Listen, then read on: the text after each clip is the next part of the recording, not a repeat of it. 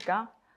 오늘 발표를 맡게 된 이영주입니다. 저는 현재 브릿지웨이에서 프로덕트 매니저로 근무하고 있으며 예전에 GE 디지털에서 아이픽스, 히스토리안 등 자동화 소프트웨어 관련 어플리케이션 엔지니어로 근무했으며 현재는 브릿지웨이에서 제품 교육 및 마케팅을 담당을 하고 있습니다. 일단 브릿지웨이에 대한 소개를 간략하게 드리면 브릿지웨이는 2005년 설립 이래 국내의 자동화 소프트웨어들, 특히 OPC 관련 소프트웨어를 현재까지 공급해오고 있습니다. 2007년부터는 캡서버의 한국 독점 대리점으로 지정되어서 현재까지 국내에 캡서버 판매 및 기술 지원 그리고 교육을 제공해오고 있으며 이외에 OPC와 기타 자동화 현장에서 필요로 하는 솔루션들을 엄선해서 공급을 하고 있습니다. 또한 IT와의 통합으로 보다 오픈된 OT 환경으로 진행하기 위해 필수로 대두되고 있는 OT 영역의 보완을 위해서 최근 미국의 인더스트리 디펜더와 독점 대리점 계약을 체결하여 OT 보안 솔루션인 인더스트리 디펜더를 국내에 전격적으로 공급하게 되었습니다. 자, 그러면 오늘 본격적으로 오늘 주제로 들어가 보도록 하겠습니다. 지금 보시는 이 피라미드는 어떤 이제 한 기업의 생산에서부터 관리, 계획에 이르는 오토메이션 전 단계를 피라미드로 도식화한 아주 유명한 그림입니다. 첫 번째 계층을 필드 레벨이라고 정의해서 주로 이제 센서나 액추에이터 등의 어떤 현장 생산 장비들이 해당이 되며 그 다음 계층을 컨트롤 레벨, 그리고 감시와 모니터링을 담당하는 슈퍼바이저, 계획 단계인 플래닝, 그리고 전사적인 모든 데이터를 다루는 매니지먼트 레벨로 정의를 하고 있습니다. 그러면 이런 각 계층 간에서 어떤 요소들이 해당하는지 살펴보면 조금 더 이해가 쉬울 것 같은데요. 일단 생산 장비들하고 연결돼서 실시간 제어를 수행하는 PLC가 컨트롤 레벨에 해당하는 대표적인 자원이고요. 이 PLC랑 연결해서 PC 기반 모니터링과 제어가 가능한 HMI 소프트웨어가 바로 이제 슈퍼바이저 레벨에 해당이 됩니다. 그리고 우리가 생산과 관련된 모든 데이터를 활용한 생산 관리 시스템을 구축하는 MES가 플래닝 단계, 그리고 이제 서플라이 체인 등 기업의 전반적인 경영 관리를 위한 전사적 관리 시스템인 ERP가 마지막에 이제 매니지먼트 레벨에 속하는 대표적인 서비스를 할 수 있습니다.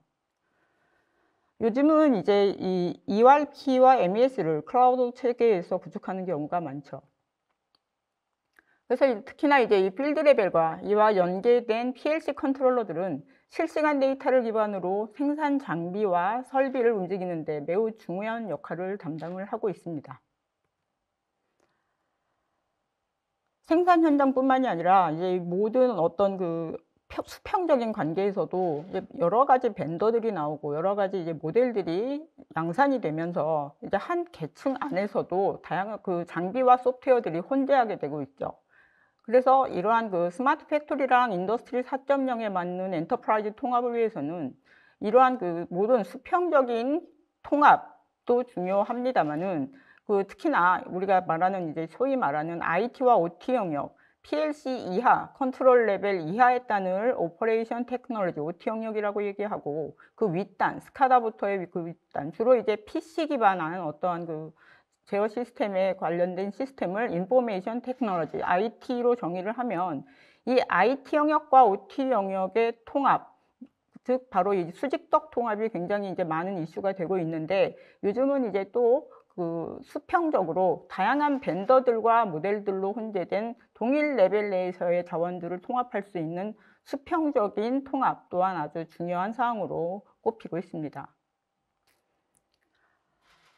아직까지도 지금 말씀드렸던 IT 영역과 OT 영역은 사실 많이 이렇게 엄격하게 구분이 되어 있는 상태입니다만은 이제 이러한 진정한 IIoT나 스마트 팩토리 구현을 위해서 이 두 영역을 가장 쉽고 효율적으로 통합할 수 있는 인터페이스 솔루션을 찾는 게 사실 가장 지금 필요한 사항으로 이제 여겨지고 있죠.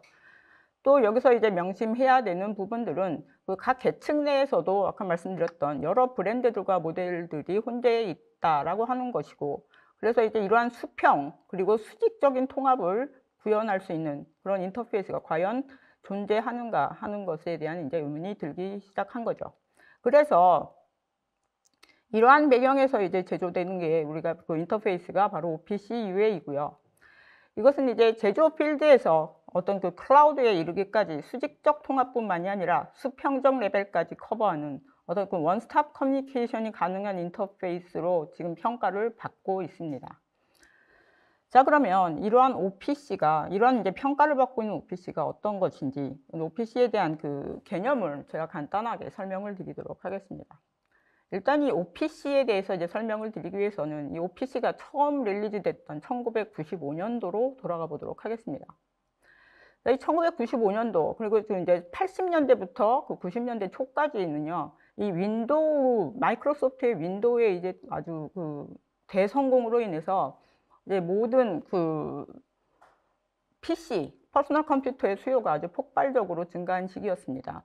자, 이때는 이제 그 전까지 컴퓨터라고 하면은 어떤 이제 특별한 목적, 어떤 대형 기관이나 학교 등에서 연산이나 분석 등 어떤 특정 학문이나 전문적인 비즈니스 영역에서 사용되는 것으로 간주되었으나, 이런 이제 윈도우의 보급으로 이제 컴퓨터는 일상생활에서 이제 누구나 쓸 수 있는 그 매체로 보급이 되기 시작을 했죠. 그래서 이러한 이제 그 PC의 보급은 인더스트리 쪽에서도 영향을 미치고요. 이 인더스트리 영향에 어떤 식으로 영향을 미치냐면 이제 PC에 기반한 제어의 환경으로 이제 변환이 되기 시작한 시기이기도 합니다. 그래서 이것을 우리가 이제 PC 베이스 컨트롤이라고 얘기를 하는데, PC 베이스 컨트롤이란 이게 말 그대로 PC를 기반으로 한 제어 환경을 구축한다는 얘기입니다. 즉 이제 어떤 상황이냐면은 우리가 컴퓨터 상에서 현장에 있는 내용을 실시간으로 받아보면서 어떤 제어도 하고 모니터링도 하고 알람에 대한 내용을 볼 수 있다는 얘기고요. 나아가서 어떤 PC를 사용하는 다른 프로그램, 엑셀이라든가 데이터베이스 등과의 연동도 훨씬 쉬워졌다는 얘기죠. 그래서 이때 PC 기반 제어를 주도한 소프트웨어를 우리가 이제 그 HMI 스카다 소프트웨어라고 얘기를 하고요. 이제 그러한 배경 하에서 이제 PC 베이스 제어의 시대가 도래가 된 거죠. 그 전까지만 해도 이제 지금도 마찬가지입니다. 그 현장, 그 제조 현장에서의 대부분의 이제 제어나 어떤 그 모니터링은 우리가 컨트롤러라고 부르는 어떤 아까 말씀드렸던 PLC라든가 DCS를 통해서 제조 현장에 이제 제어가 이루어지고 있는데, 현장에 있는 어떤 그 각종 센서나 액추에이터, 이제 밸브 등을 이제 PLC에 케이블로 연결을 하게 되죠. 그래서 이러한 케이블의 데이터들은 이제 케이블을 통해서 각각의 이제 전류나 아니면 전압으로 PLC에 전달이 되게 됩니다. 근데 이 PLC 자체도요, 컴퓨터와 마찬가지로 이제 CPU라든가 어떤 이제 I/O 메모리 카드와 그리고 I/O 메모리 어드레스를 다 가지고 있기 때문에 이제 이러한 그 정보들을 각각의 어드레스에 매핑을 할 수 있게 되고요. 더 나아가서 각각의 이제 그 들어오는 어드레스마다의 정보를 가지고 제어에 필요한 프로그램을 통해서 현장 제어가 가능하게 되는 거죠. 그래서 주로 이제 PLC 엔지니어분들이 이런 것들을 이제 가지고 PLC 프로그램을 통해서 제어를 하게 됩니다. 그래서 이렇게까지 이제 지금도 그렇게 하고 있고, 이렇게 지금 이제 컨트롤러를 이용한 제조가 잘 진행이 되는데, 이것에 대한 문제가 뭐냐라고 하면은 지금 이제 화면에서 보시다시피 이게 지금 PLC 로직 화면입니다. 자, 이렇게 화면을 봤을 때 PLC 이걸 가지고 이제 우리가 모니터링도 하고 제어도 하지만 PLC를 잘 모르면 몰라요. 현장 상황이 지금 어떻게 진행이 되고 있는지, 데이터가 어떻게 들어오고 있는지, 내가 무슨 제어를 해야 될지 그다지 직관적이지 못했다라는 거에 어떤 이제 한계가 있었던 거죠. 그래서 이제 이러한 것을 이제 극복을 하고자, 그러면 이제 컴퓨터에 이제 내가 어떤 소프트웨어를 깔아서 이제 그 그래픽을 실제로 그려서 현장과 똑같은 그림을 그리고 그래픽을 그려서 이것을 이제 PLC하고 연결을 해서 직접적으로 그 PLC에서 받아들이는 데이터를 실시간으로 받아들여서 요것의 데이터들을 이제 화면에서 애니메이션도 하고 컬러링도 바뀌고 탱크의 수위도 직접적으로 이제 우리가 눈으로 보면서 가시화하면서 현장 상황을 쉽고 빨리 캐치할 수 있을 뿐만이 아니고, 어떤 위급한 상황에 대한 알람이라든가 아니면 이제 리포트와의 연동 같은 기능들을 아주 손쉽게 이제 추구할 수 있는 그런 환경으로 이제 우리가 나아가고 있었던 거죠. 그래서 이제 중요한 것은 뭐냐면은 이 PC하고 PLC 같은 이제 컨트롤러하고 연결은 이제 뭐 어떻게 제공이 되냐면은 우리가 이제 그 커뮤니케이션 드라이버라고 하는데 통신 드라이버를 통해서 연결을 하게 됩니다. 즉 이제 이 드라이버 설정을 통해서 이제 PC에 있는 HMI 스카다와 그리고 이제 컨트롤러와 연결을 하게 되는 것이죠. 그래서 사용자는 이제 보다 더 이제 직관적인 화면상에서 PLC, 내가 쓰는 PLC가 뭔지 몰라도 이제 그 HMI 화면만 봐도 우리 내 현장이 지금 어떻게 돌아가고 있구나라는 것을 알고 대처를 할 수가 있게 되는 거죠.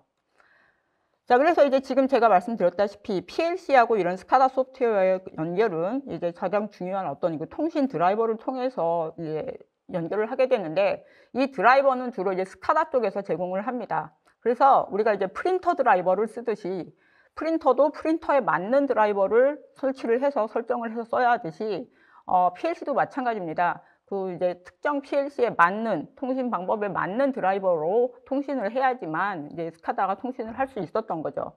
근데 이제 만약에 그 PLC 종류가 더 늘어났다라고 하면은 그 늘어난 PLC에 맞는 통신 드라이버를 또 설치하고 또 설정을 해야 한다는 의미이기도 하죠. 근데 보시다시피 PLC 종류는 이렇게나 많습니다.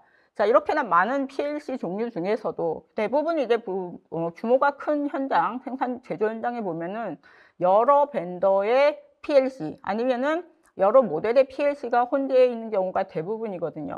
그래서 이러한 이제 그 각각의 PLC마다 드라이버를 관리하는 것도 사실 보통 일은 아니었죠. 그래서 이제 관리하는 입장, 운영자의 입장에서 봤을 때는 이 PLC 드라이버의 어떤 이제 그 설정과 관리 문제가 이제 서서히 대두되기 시작했습니다. 근데 이런 상황이 조금 더 악화가 된다고 하면은 이제 예를 들어서 어떤 시스템 확장이나 통합을 위해서 스카다 소프트웨어를 다른 종류를 하나 더 쓴다라고 하면은 그 새로운 스카다에 해당하는 그러니까 새로운 스카다와 기존에 있던 어떤 PLC와 통신하기 위한 통신 드라이버가 또 필요하게 되는 거죠. 그래서 이런 이제 관리해야 되는 드라이버 포인트가 너무너무 많아지는 거예요. 그래서 이제 이렇게 자동화가 진행이 되면서 이러한 문제들이 이제 대두가 되기 시작하자 이제 이걸 해결하려고 많은 이제 대책들이 나오기 시작을 합니다. 그래서 이제 가장 대표적인 게 그 스탠다드, 통신의 어떤 표준을 만들자라고 하는 움직임이었고, OPC도 사실 이 중에 한 가지였습니다. 그래서 일단은 그 OPC가 어떻게 동작하는지 이제 간단하게 말씀을 드리면요. 일단 이제 그 모든 컨트롤러 디바이스와의 통신을 한 곳에 몰아놓는 겁니다. 그래서 어느 그 노드에서 모든 통신을 다 담당을 하는 거예요. 그래서 드라이버를 써서 뭐 그 PLC에 맞는 컨트롤러에 맞는 드라이버를 써서 이제 통신을 하게 되면은 이 노드가 가지고 있는 그 컨트롤러 그 소스의 데이터들을 이제 원하는 서비스에서 끌어갈 수 있게끔 해주는 겁니다. 이때 끌어가는 방법은 바로 이제 스탠다드, 정해진 방법으로 끌어가는 거죠. 그래서 그 정해진 방법을 준수하기만 하면은 어떠한 그 노드에서도 이제 이 데이터를 액세스할 수 있는 그러한 방법으로 이제 구현을 하자라고 하는 거죠. 이때 이제 데이터를 주는 쪽이 서버가 되는 거고요. 데이터를 받는 쪽이 클라이언트가 되겠죠. 그래서 이게 바로 OPC의 아주 기본적인 개념입니다. 그래서 OPC는 이렇게 OPC 서버와 OPC 클라이언트로 구성이 됐고, 실제로 여러분들이 이제 구성을 하실 때 이런 순서대로 구성을 하시게 되는 거죠. 자, 그럼 이제 OPC를 조금 더 자세히 살펴보면, 이 OPC는 이제 1995년도에 처음 이제 릴리즈가 됐는데요. 이때 이제 마이크로소프트가 그 윈도우의 아주 큰 성공으로 이제 뭐 워낙 많은 거의 대부분의 이제 OS의 대명사가 됐죠. 그래서 이제 이러한 그 자신들의 어떤 영역을 인더스트리 쪽으로 확장을 하고자 이제 그 당시에 굉장히 메이저급에 해당하는 그 컨트롤러 업체, 하드웨어 업체랑 그 소프트웨어 업체들을 이제 몇 곳을 조합을 해서 이제 모아서 조직을 하나 만듭니다. 그 조직 이름이 이제 OPC 파운데이션입니다. OPC 파운데이션은 지금도 이제 전 세계에 지부를 둘 만큼 굉장히 지금 이제 활발하게 활동을 하고 있는 그런 조직인데요. 이때 그 OPC는요, 그 마이크로소프트의 코어 기술이었던 OLE 기술을 이제 베이스로 하게 되는 거죠. 그래서 이름도 그때 OPC 이름이 OLE for Process Control, 프로세스 컨트롤에 OLE를 적용한 이름이다 해서 OPC가 된 거죠. 자, 그래서 이때 그 OPC는요, 그 마이크로소프트 윈도우의 디컴을 베이스로 하고 있었기 때문에 윈도우가 아니면 사용을 할 수가 없었습니다. 즉 다른 OS에서는 이 윈도우 그때 당시 오피스를 사용을 할 수가 없었어요. 근데 이제 이렇게 2000년이 지나고 시간이 지나고 이제 2000년대에 들어서면서 이제 컴퓨터는 더 이상 이제 어떤 누구의 전유물이 아니죠. 누구나 다 사용할 수, 이제 접근할 수 있는 아주 필수적인 매체가 되면서부터 이렇게 윈도우에서만 사용하던 그 오피스의 제한이 이제 점점 크게 오기 시작을 한 거죠. 그래서 그 오피스 파운데이션에서는 안 되겠다. 이제 우리가 새로운 모든 것을 이제 포용할 수 있는 새로운 개념의 스탠다드를 만들자 하고 2006년에 이제 새로운 OPC를 발표를 하게 됩니다. 이제 그 OPC가 바로 OPC UA이고요. 이제 OPC UA의 그 이름을 보면 이름도 바뀌죠. OL이란 이름이 싹 빠지고 이제 오픈 플랫폼 커뮤니케이션이라는 이름으로 바뀌고, 그다음에 이제 UA라고 하는 것은 유니파이드 아키텍처라 그래서 뭔가를 이제 다 하나로 유니파이 이렇게 통합을 했다라는 의미거든요. 그래서 이제 기본적인 OPC의 아키텍처뿐만이 아니라 다른 어떤 스탠다드, 다른 프로토콜도 다 유니파이, 내가 다 이제 흡수해서 내 플랫폼 위에서 사용할 수 있는 체제로 만들겠다라는 의미로 OPC UA라는 이름으로 이제 새로 릴리즈가 됐고요. 상대적으로 이제 예전에 처음 릴리즈 됐던 OPC를 이제 우리가 OPC 클래식이라고 얘기를 하고 OPC DA라고도 얘기를 하죠. 그래서 요즘 이제 OPC 문서를 보시면 OPC DA라는 이제 문서는 용어는 OPC 클래식을 의미를 하고 이제 OPC UA와 대별되는 의미로 이제 사용이 되기도 합니다.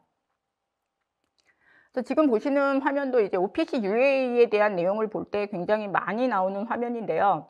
이 이제 화면을 보시면 OPC UA 베이스 위에 이제 예전에 OPC 클래식에서 이렇게 따로 제공을 했던 이 세 가지 서비스, 이제 데이터 액세스라고 하는 DA 서비스, 그다음에 알람을 이제 관리하는 알람 컨트롤을 관리하는 AC 서비스, 그다음에 히스토리컬 데이터, DA의 데이터를 이제 히스토리컬 파일로 저장을 하는 HA 서비스를 이게 동일 UA 베이스에 그냥 다 통합해서 하나로 이제 서비스를 하기 시작을 합니다.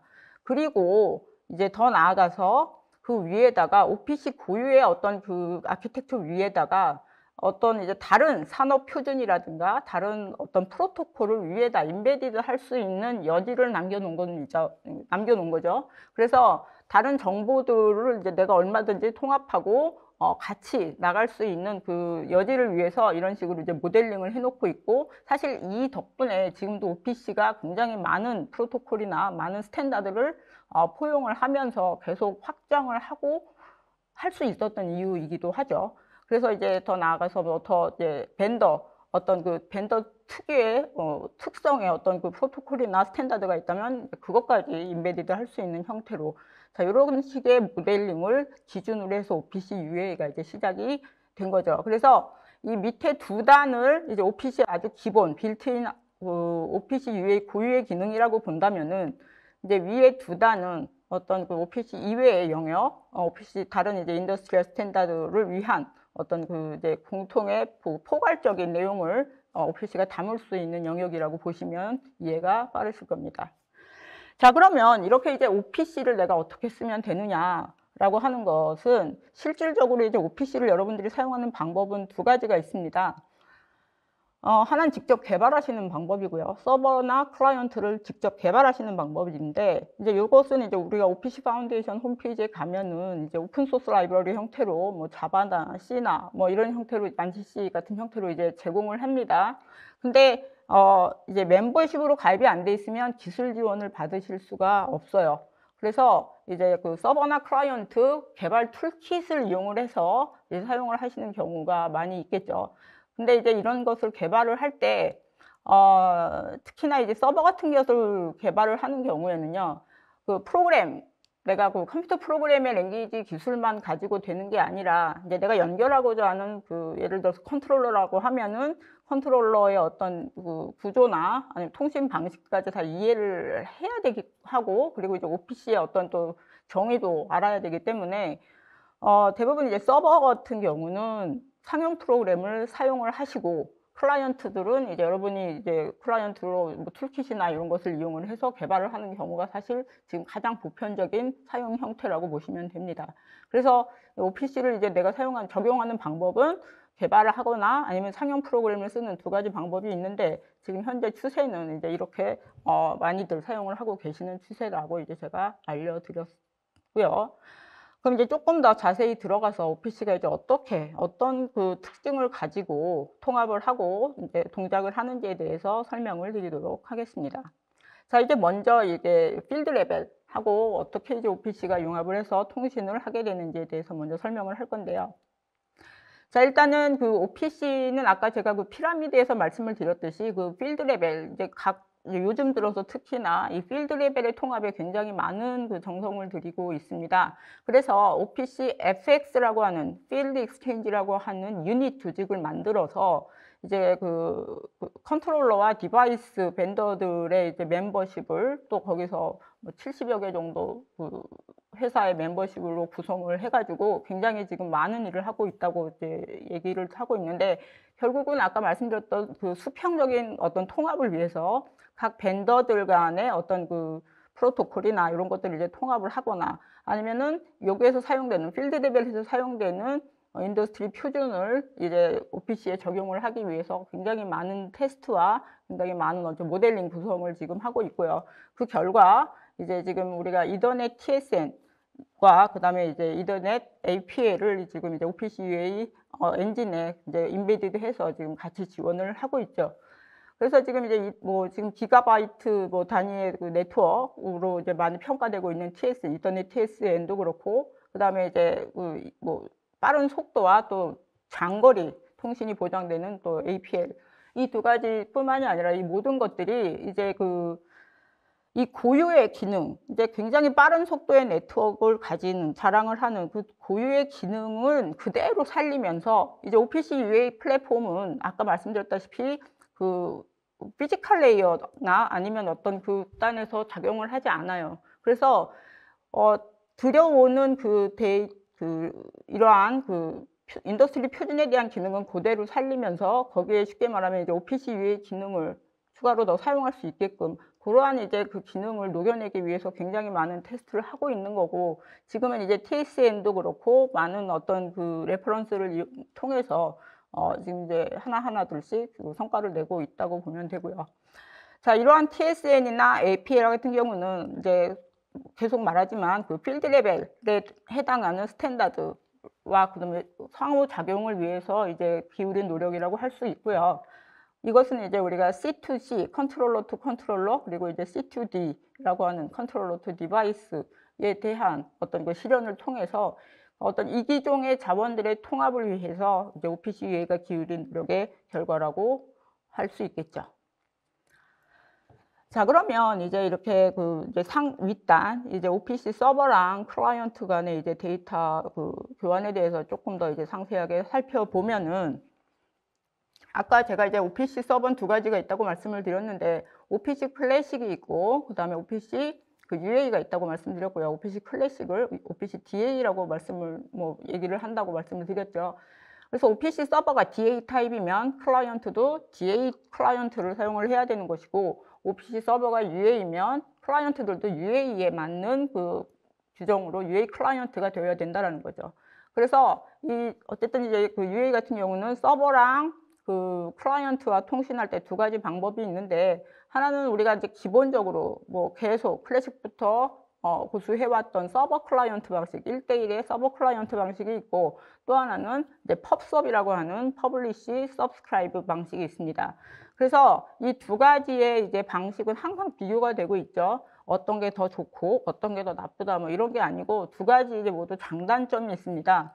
그래서 이제 우리가 이 서버 클라이언트 모델은 1대1입니다. 서버와 클라이언트가 1대1로 연결이 돼서 이제 응답을 요청을 하고 이제 답변을 하는 그런 방식인 거에 반해서, 이 이제 펍섭 방식은 이제 우리가 토픽이라는 것을 이제 위주로 해서 자기가 원하는 토픽에 해당하는 내용을 이제 클라이언트들이 구독을 해서 보는 그런 형태가 되겠죠. 그래서 1대 N, 그리고 클라이언트와 그 서버의 관계가 1대 N 또는 반대 N대 1의 연결이 다 가능한 구조라고 보시면 되고요. 그 다음에 이제 이 펍섭 방식의 특징은 또 하나가 이제 그 구조화된 데이터를 지원을 하기 때문에 엄청나게 이제 많은 데이터를 담을 수가 있습니다. 매우 유연하고요. 그래서 주로 이제 우리가 IT 영역에서 많이 사용이 되는 그 MQTT라든가 그 REST 서버 관련돼서 이제 많이 사용되는 방식이기도 합니다. 근데 이제 이 펍섭 방식의 단점이라고 한다고 하면은 어떤 그 특정 요구에 대한 답변을 하기가 굉장히 힘들다라고 하는 겁니다. 어떤 경우냐면은 그 클라이언트 AB라고 하는 클라이언트가 이제 있어서 서버에 대해서 요청을 해서 답변을 받았습니다. 근데 이 답변을 어떤 답변을 A에게 주고 어떤 답변을 B에게 줘야 되는지 사실 그렇게 배포를 해 주기가 난감하다는 얘기죠. 그래서 이런 경우에는 서버 클라이언트 방식이 훨씬 더 적합한 방식이라고 할 수 있는 거죠. 그래서 지금 이제 보시는 그 화면은 이제 뭐 여러 가지 그 피지컬 레이어에서부터 사용되는 여러 가지 서비스들을 지금 말씀드린 두 가지 방식으로 나눠서 구분을 한 거니까 여러분들이 참고를 하시면 되겠습니다. 그리고 이제 그 UA 시큐리티에 대해서 이제 제가 설명을 드릴 건데요. 그 UA 시큐리티는 지금 이제 말씀드렸다시피 UA가 지금 모든 피지컬 그 필드 레벨에서부터 엔터프라이즈 레벨까지 모두 커버를 하기 때문에 각각의 레벨에서 요구되는 어떤 그 시큐리티를 다 만족을 하면서 이제 통합했을 때 발생하는 그 시큐리티에 대해서까지 케어를 하면서 이제 많은 연구가 이루어지고 있고요. 특히나 이제 그 시스템의 안전성을 측정하기 위한 6가지 이제 그 기준이 있는데 이것을 이제 두 가지로 나누어서 각각 설명을 합니다. 하나는 이제 CIA 뭐 그다음에 하나는 AAA, 트리플 A라고 이제 얘기를 하는데 이제 첫 번째는 어떤 그 정보의 신뢰도에 대한 내용이고요. 이거는 이제 기밀 얼마나 기밀한가, 그다음에 이제 무결성, 가용성 얼마나 이제 사용할 수 있는가에 대한 것이고, 그다음에 인증에 관한 문제고요. 이것은 이제 인증과 승인 그리고 감사가 나중에 가능한가, 이제 요런 것까지 이제 기준으로 해서 그 시큐리티에 대한 기준을 세우고 있죠. 자, 그래서 일단은 그 우리가 이제 알고 있는 네트워크 레이어 상에서 OPC가 어떻게 이제 시큐리티를 적용을 하는지를 조금 이제 알게 되면 알아보면은요. 일단은 그 트랜스포트 레이어에서 어떤 이제 보안된 시큐어된 채널이 일단 셋업이 돼야지만 어플리케이션 세션에서 그 채널들이 돌아갈 수가 있거든요. 그래서 이 시큐어 채널은 이제 앞서 설명했던 CIA 중에서 기밀성과 무결성 그리고 이제 그 인증, 어텐티케이션을 담당을 합니다. 그리고 이제 다음번에 그 어플리케이션 레이어에서는 이 어플리케이션의 동작 외에 이제 그 사용자의 승인 및 사용자 권한까지 담당을 하는데요. 클라이언트가 이제 요 단계에서 그 사용자 아이디 토큰을 OPC UA 서버에 전달을 하고, 그리고 서버는 이 사용자가 이제 액세스할 수 있는지, 어떤 권한이 있는지, 어떤 그 리소스를 확인하게 됩니다. 그래서 이 UA 보안에 적용되는 이 데이터 암호화 그리고 이제 사용자 인증 방식은 이 아래 보시는 이 3가지 방법에 의해서 이제 적용이 되고요. 지금 보이시는 이제 베이직 요륙, 샤 요륙이나 뭐 RSA 그다음에 X509, 30 이러한 개념 자체로는 이제 지금 현재 적용하고 있는 방식이지만은 나중에 이제 더 강화된 보안 정책이 개발이 된다면 이제 적용을 분명히 할 수 있는 가변적인 거라고 이제 말씀드릴 수 있겠죠. 그래서 지금 보시는 게 이제 그 캡 서버에서 이제 사용하는 인증서 교환 방식입니다. 그래서 보통 이제 이러한 인증서를요, 서버와 클라이언트 쪽에 모두 설치를 해 주셔야 되거든요. 그래야지 이제 서로 서로 인증된 관계로서 통신을 할 수가 있는데, 만약에 이제 이런 노드들이 굉장히 많다, 대규모다라고 했을 때는 인증 서버를 하나 둘 수가 있습니다. 그래서 다 그 인증 서버를 통해서 인증을 받는 방식으로 이제 설정을 하실 수도 있다라는 거 알아두시면 되겠습니다. 그래서 아까 그 피라미드로 이제 다시 돌아와서 정리를 하면, 지금 이제 이 아까 말씀드린 그 피라미드는요, 이제 클래식한 모델이라고 보는 거죠. 굉장히 스트릭트하게 그 수직적으로 이렇게 이제 구분이 돼 있던 모델이라고 한다면, 지금 말씀드린 이제 지금의 추세는 각각의 그 요소들, 레벨들마다 이제 직접 다이렉트로 통신을 하고 전체적으로 통합을 통해서 지금 이러한 모습으로 변경이 되고 있다. 이런 모습으로 이제 추구를 하고 있다라는 것으로 이제 정리를 할 수 있다라고 보시면 됩니다. 자, 그래서 지금까지 제가 설명드린 이제 OPC라고 하는 것을 이제 캡 서버로 이제 예를 들어서 제가 설명을 이제 하나 드리면, 이제 일단 캡 서버라고 하는 OPC 서버는 사실 굉장히 뭐 전 세계적으로 거의 OPC 서버의 대명사라고 할 만큼 지금 이제 굉장히 많이 사용이 되고 있는 OPC 서버인데요. 일단 그 이제 OPC 서버의 가장 기본적인 어떤 그 데이터 소스, 어떤 이제 데이터를 어떻게 내가 데이터를 들여올 거냐, 어떤 드라이버를 통해서.